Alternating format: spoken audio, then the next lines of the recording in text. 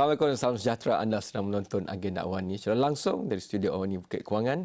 Dan malam ini saya kembali membawakan diskusi yang saya rasa cukup dekat di hati kita, iaitu melihat kembali kepada negara bangsa kita dan melihat kepada konsep-konsep tertentu, pemikiran-pemikiran tertentu.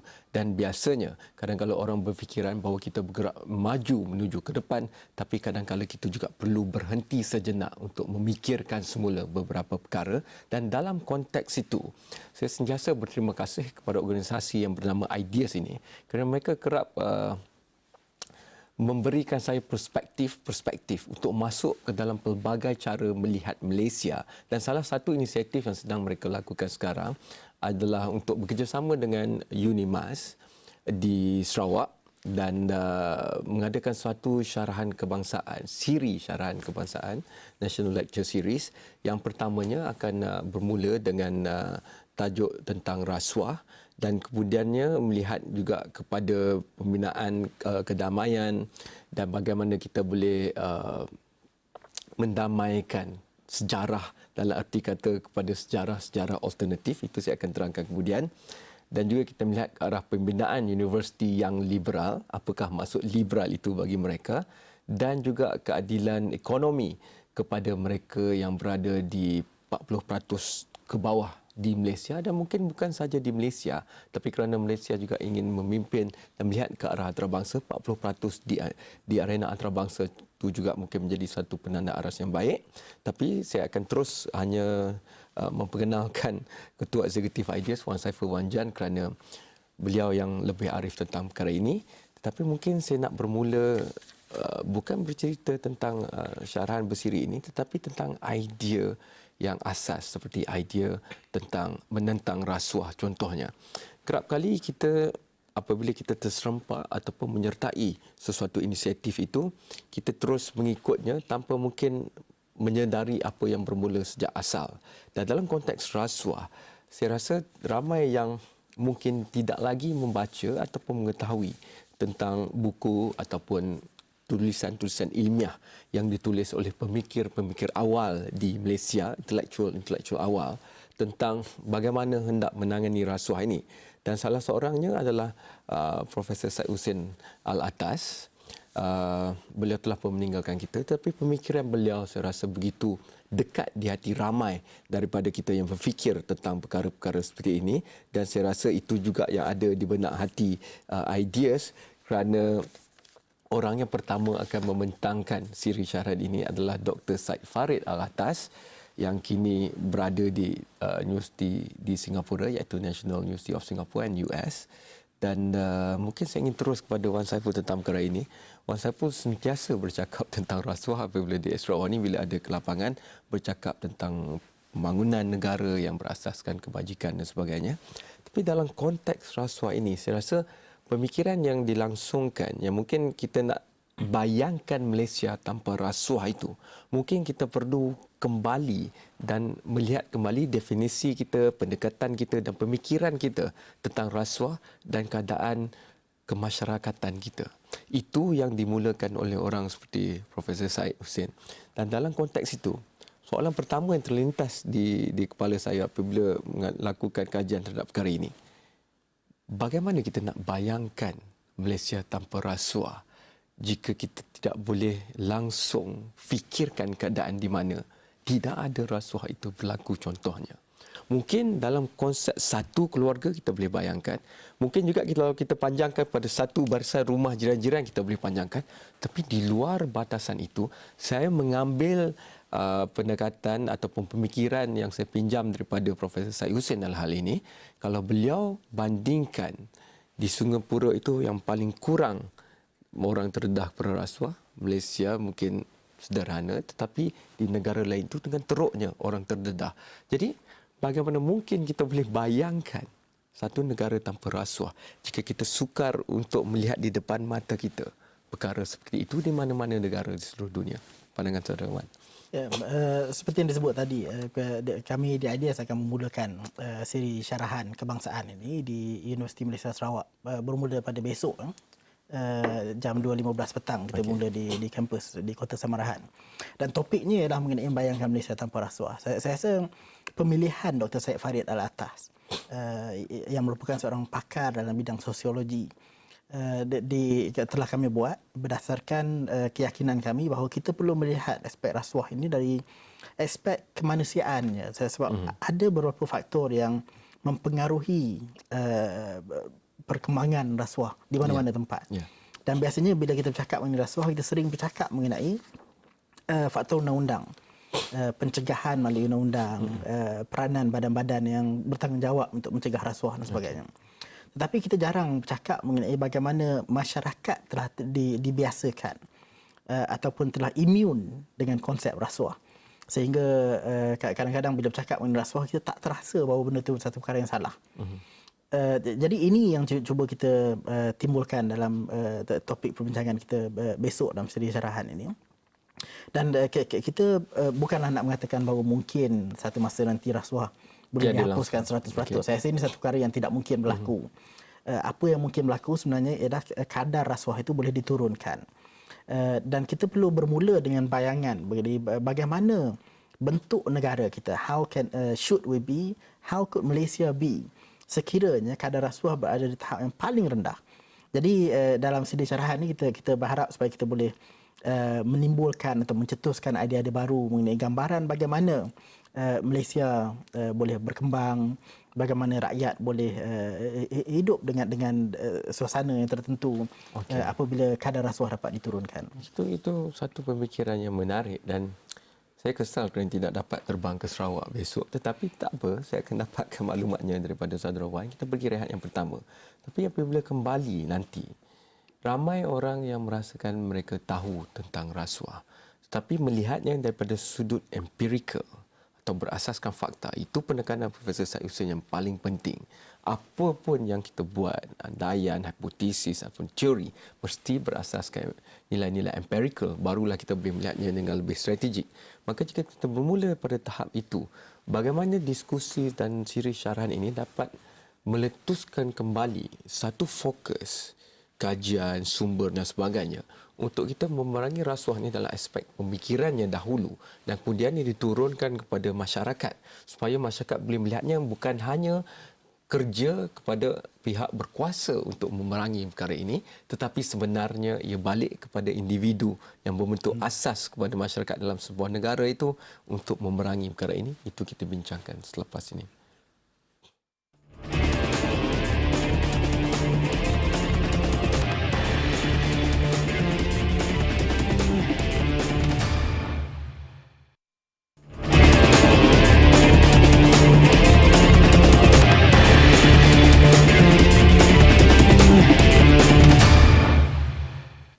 Dalam negara menuju ke depan, bahawa kita perlu memikirkan beberapa perkara dan antaranya rasuah sudah tentu, tetapi juga mungkin model universiti yang sesuai dengan cara kita.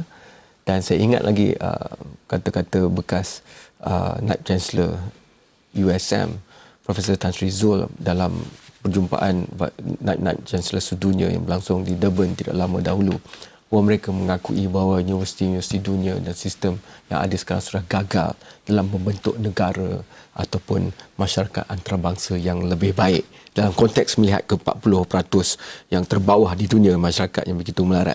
Jadi itu juga pemikiran baru, memerlukan pendekatan baru dan ini yang dimulakan oleh Ideas dan juga UNIMAS dalam siri syarahan kebangsaan mereka. Yang pertamanya bermula tentang membayangkan Malaysia tanpa korupsi ataupun rasuah, dan tadi kita bercakap tentang pemikiran itu dan tadi saya sudah petik Profesor Syed Hussein Al-Atas dan pemikiran beliau.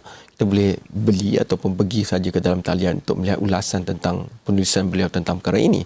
Tapi yang ingin saya majukan ke depan adalah kerap kali orang melihat siri syarahan, sama ada syarahan kebangsaan atau syarahan perdana ataupun syarahan profesor, syarahan ulung mereka menjadi profesor dan sebagainya, itu sebagai hanya kepada golongan elit, golongan atasan, golongan tertentu. Tapi saya rasa apa yang cuba dilakukan oleh UNIMAS dan Ideas ini mengajak masyarakat untuk memikirkan bahawa ini sebenarnya sumbangan yang kita boleh beri dan bukan hanya mengharapkan per atas ke bawah. Dan dalam konteks ini saya rasa pemilihan Dr. Syed Farid Alatas begitu tepat sekali kerana beliau adalah seorang yang saya cuba dapatkan untuk berada di sini dan bincang begitu. Tapi begitu sukar untuk dapat. Jadi, Ideas dan Unimas sudah pun melakukan kerja itu untuk kita. Cuba kita sebagai masyarakat boleh memperdebatkan apa yang akan beliau bentangkan. Dan mungkin Saudara Wan boleh kaitkan dengan pemilihan Dr. Syed Farid dalam hal ini. Saya setuju sangat bahawa dalam kita nak membentuk pemikiran rakyat, biasanya apa yang berlaku adalah berbentuk top down. Jadi especially syarahan-syarahan yang diadakan di universiti-universiti ialah dipanggil pun sebagai menara gading. Jadi bila diadakan aktiviti di sana, biasanya kelompok yang datang adalah kelompok intelektual yang biasanya tidak mewakili rakyat kebanyakan. Jadi apa yang cuba kami buat adalah untuk merakyatkan pemikiran yang bentuk intelektual sebegini. Tanpa kita menafikan pentingnya ada the rigor of the academic research. Kita perlu boleh menyampaikan pandangan ini kepada rakyat yang terbanyak. Jadi program yang kita buat ini adalah program yang terbuka kepada semua dan kita mengharapkan media terutamanya seperti apa yang dilakukan oleh Hawani malam ini mengambil peluang untuk menyampaikan mesej ini kepada rakyat secara keseluruhan supaya perbincangan itu tidak tinggal sebagai satu perbincangan di kalangan 30-40 orang yang hidup dalam dunia tersendiri di kampus-kampus, di universiti-universiti. Jadi peranan untuk membawa mesej ini ke bawah memang satu peranan yang amat penting.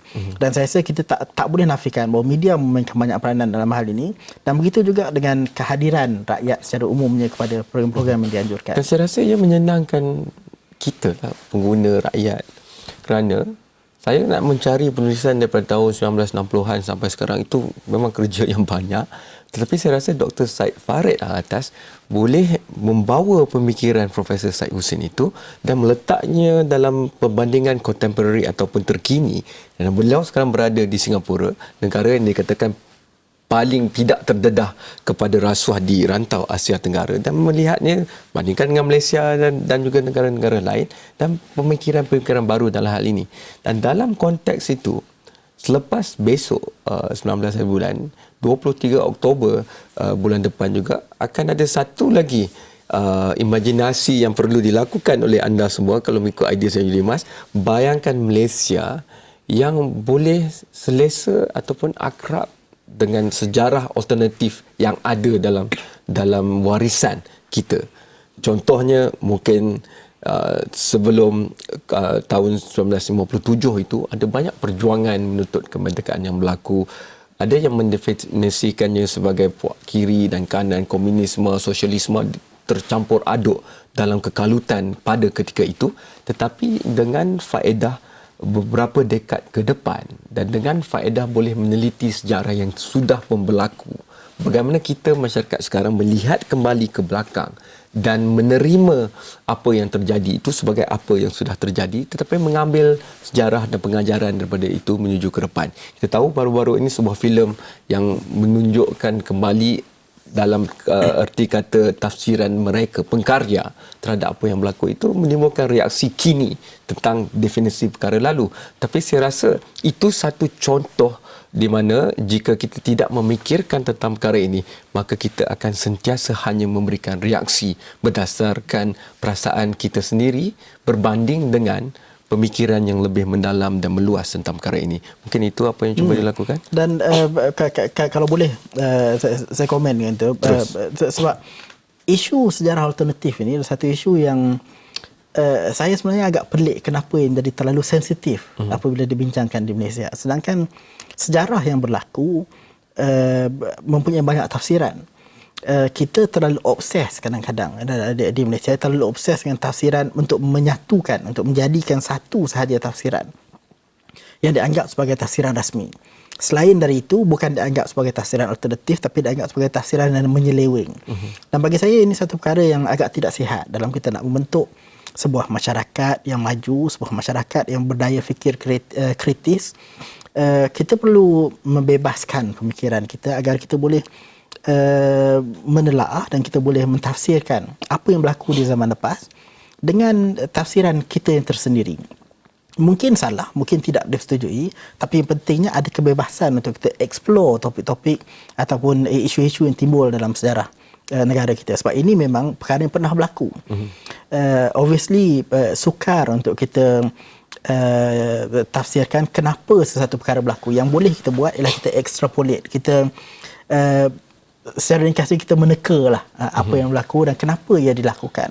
Tapi ini yang penting, kita kena explore, kita kena berani untuk mengkaji dan kita kena berani untuk menjadi aman, menjadi selesa seperti yang disebut tadi, selesa dengan tafsiran yang pelbagai. Kalau dalam konteks itu, kerana sekarang dibincangkan nak bawa kembali sejarah di sekolah dan sebagainya. Jadi sebelum itu berlaku, mungkin kesediaan kita yang lebih dewasa ini, sebelum kita meletakkan beban kepada pelajar untuk mendirikan pendirian terhadap sejarah yang berlaku, sejarah arah mana? Kerana meletakkan sejarah untuk pelajar-pelajar belajar dengan menggalakkan pelajar berfikir dan menjadi kritis itu, kalau kita konservatif, secara terlalu berpegang pada kepercayaan kita saja, maka mungkin duanya tidak akan bertemu. Kritis ke sini, menghafal sejarah di sini. Tapi mungkin menuju ke depan, kita boleh campurkan kedua itu di landasan yang sama. Saya perlu pergi rehat yang terakhir. Apabila kembali, kita akan bincangkan itu dan jika ada masa, universiti liberal itu bagaimana dan bagaimana tentang keadilan ekonomi untuk 40% terbawah. Itu pet subject untuk saudara Wan Saiful selepas ini.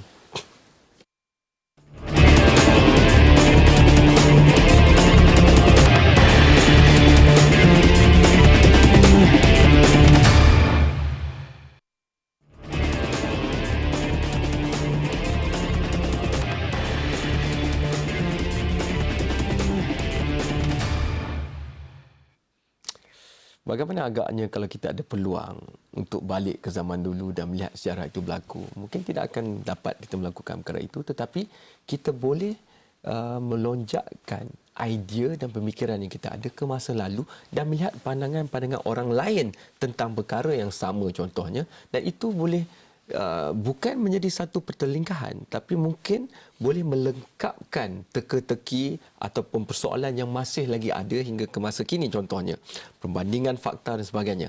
Tetapi mungkin masih ramai yang melihatnya dalam aspek emosi, hitam atau putih, berbanding dengan kebolehan untuk mencari jawapan kepada apa yang telah berlaku dahulu. Mungkin itu yang dimaksudkan dalam bayangkan Malaysia yang boleh aman atau damai dengan sejarah alternatif yang ada. Ya, ini saya rasa ini masalah kita yang kita hadapi sekarang. Kerana apabila ada satu pihak yang mengatakan bahawa ini sejarah rasmi kita, satu pihak lain datang dan mengatakan bahawa sebenarnya ini yang berlaku sebelum ini, inilah sejarah kita. Instead of dua-dua pihak yang mengatakan ini tafsiran saya dan saya mungkin betul, ini tafsiran saya mungkin betul, apa yang berlaku ialah mereka saling mengatakan bahawa orang lain itu salah. Sedangkan bagi saya isu sejarah ini boleh mempunyai berbagai tafsiran. Yeah. Kita tidak perlu mengatakan bahawa saya seorang saja betul, yang lain semuanya salah. Ini yang berlaku apabila kita menjadikan isu sejarah sebagai isu politik.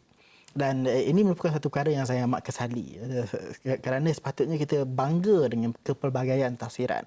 Tapi apa yang berlaku ialah sebaik saja wujud kepelbagaian terus dijadikan agenda politik. Okay. Dan ini satu perkara yang tidak sihat, saya rasa. Satu perkara lagi yang begitu akrab dengan politik tapi ramai yang melihatnya sebagai sebaliknya adalah pengajian tinggi, universiti itu.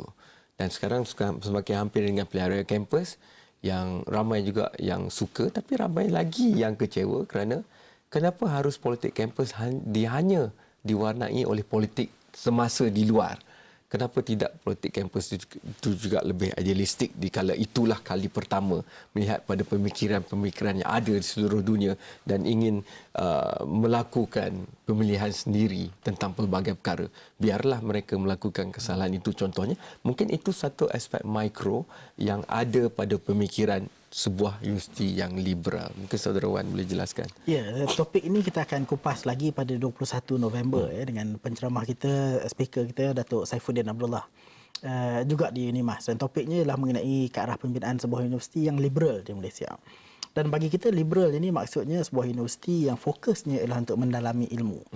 Sebuah universiti yang studentnya, para pelajarnya bebas untuk meneroka aspek-aspek ilmu yang dirasakan penting untuk mereka. of course within the subject that they are studying lah.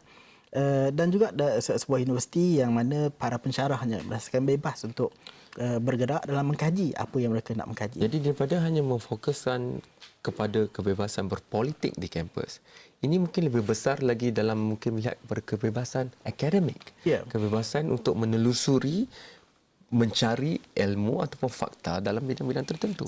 Saya rasa kalau sekiranya kita bercakap mengenai kebebasan di kampus dan terus secara automatik kita pergi kepada kebebasan berpolitik, sekali lagi kita terperangkap dalam perangkap yang semua perkara nak dipolitikkan. Dan sekali lagi bagi saya ini adalah perkara yang tidak sihat. Okey. Sepatutnya universiti jadikan medan untuk menuntut ilmu, dan ilmu boleh kita boleh explore dalam pelbagai sudut. Kerana kita ada banyak lagi perkara yang mungkin patut kita fokuskan, seperti bagaimana untuk memastikan mereka yang berada di 40% terkebawah dalam strata ekonomi negara kita dan juga di seluruh dunia, berbilion-bilion orangnya, dapat kita bawa bersama menikmati kualiti hidup yang lebih tinggi. Daripada kita bercakaran, mungkin kita fokuskan ke situ.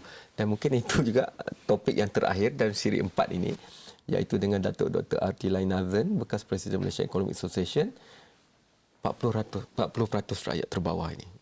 Itu antara subtopik yang begitu dekat di hati saudara Wan. Ya, golongan yang di bawah 40% di bawah ni bagi saya adalah satu golongan yang sering dilupakan. Walaupun kita bercakap mengenai kepentingan membantu mereka, tapi dalam pembentukan dasar jarang kita dapat mendengar pandangan mereka. Sebab itulah bagi saya penting untuk kita fikirkan bagaimana dalam negara kita menjadi sebuah negara yang maju menjelang tahun 2020. Golongan yang 40% di bawah ni boleh dibela nasibnya. Saya bagi ambil contoh dalam pembentukan dasar education blueprint baru-baru ni ya. Satu gap yang kita dapati adalah the bottom 40%, walaupun blueprint bercakap mengenai pentingnya membantu mereka, tapi mereka tidak didengari dalam proses pembentukan dasar itu. Sama juga dalam ETP, GTP dan sebagainya, mereka tidak mempunyai suara dalam pembentukan dasar. Sehingga kami menjalankan satu kajian sekarang. Kita buat survey, lebih kurang 1,200 orang akan kita temu ramah, yang mana pendapatan isi rumahnya di bawah RM2,500 sebulan. Untuk memastikan suara mereka didengar oleh pembuat dasar negara. Bukan saya mengatakan bahawa pembuat dasar tidak mahu mendengar, tapi golongan ini kita perlu pergi kepada mereka. Kita tak boleh expect dia datang kepada kita. Sebab itulah pada 21 Disember kita akan mengadakan satu lagi syarahan yang keempat dalam siri ini, yang mana kita akan cakap mengenai bagaimana memastikan wujud keadilan ekonomi untuk mereka. Bukan sekadar kita membantu yang kaya menjadi bertambah kaya, tapi yang miskin juga nasibnya perlu dibela.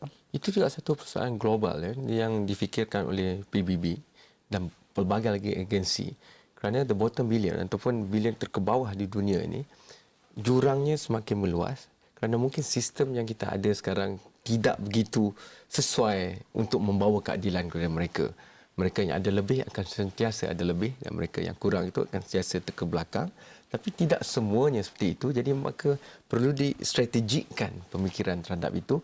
Dan jika tidak dimulakan pemikiran itu seperti dengan inisiatif seperti ini, di mana nak bermulanya. Jadi terima kasih kepada Ideas dan Saudara Wan membawa perkara seperti ini. Esok ini insya-Allah jika ada kesempatan dan rezeki kita akan membawakan perkara ini, dan apa yang dibincangkan boleh kita hebahkan lagi di dalam siaran yang ada. Terima kasih kepada anda yang telah menonton. Hantarkan pandangan anda sendiri kepada Facebook dan juga Twitter Awani, ataupun terus emailkan saja kepada Astro Awani, dan insya-Allah Ideas juga ada Facebook dan Twitter mereka, begitu juga dengan Saudara Wan, dan kita akan sentiasa bersama-sama membagaikan pandangan tentang pemikiran ini. Sekian, selamat malam dan terima kasih.